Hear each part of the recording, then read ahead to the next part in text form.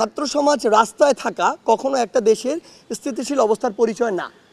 Even police তাদের যেখানে দায়িত্ব পালন করার কথা, ট্রাফিকের জায়গাটির কথা যদি বলি, সেখানে না থাকা এটাও স্থিতিশীল অবস্থার পরিচয় না। সো দিন শেষে আমরা যদি মনে করি যে আমাদের দেশকে একটি স্থিতিশীল অবস্থার দিকে যাওয়া প্রয়োজন, সেই জায়গা থেকে আসলে যার যে জায়গায় দায়িত্ব তার সেই জায়গায় ফিরে যাওয়া উচিত।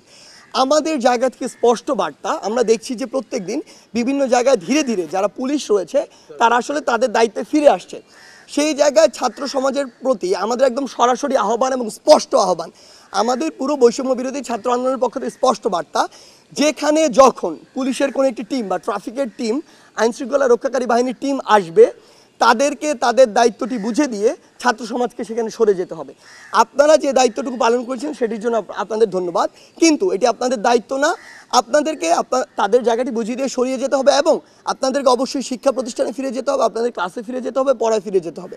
এবং আমরা মনে করি বৈষম্য বিরোধী ছাত্র আন্দোলন আসলে এরকম কোনো কিছুকে প্রমোটই করে না যে কেউ একজন কোনো একটি হোস্টেলে গিয়ে সার্চ করবে, কেউ একজন কোনো একটি আবাসিক হোটেলে যাবে, কিন্তু কেউ কোনো একজন প্রফেসরকে জোর করে নামিয়ে দিবে। আমরা এগুলোকে সমর্থন করি না, বরং আমরা মনে করি আমরা এগুলোর দাবি জানাতে পারি এবং অথরিটি সিদ্ধান্ত নিবে যে এটি করবে কিনা, এবং অবশ্যই এটি তদন্তের ভিত্তিতে হওয়া উচিত।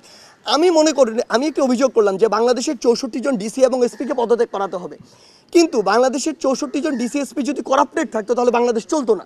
আমরা বিশ্বাস করি অনেক ভালো ডিসি এসপিও ছিল বলেই বাংলাদেশটি চলেছে, খারাপভাবে চলুক আর ভালোভাবে চলুক চলেছে। সেই জায়গা থেকে অবশ্যই এই অভিযোগ করলাম আর সবাইকে পদত্যাগ করতে হবে বা করাতে হবে ব্যাপারটা এমন নয়, বরং এখানে একটি সুষ্ঠু তদন্ত হওয়া উচিত।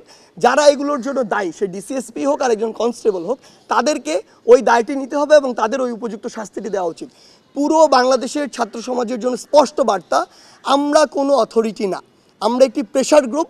আমরা আমাদের দাবিটি তুলে ধরতে পারি, আমরা দুর্নীতিবাজদের অপসারণের জন্য, ক্ষমতার অপব্যবহারকারীদের অপসারণের জন্য দাবি তুলতে পারি, কিন্তু এটি করতে বাধ্য আমরা করতে পারি।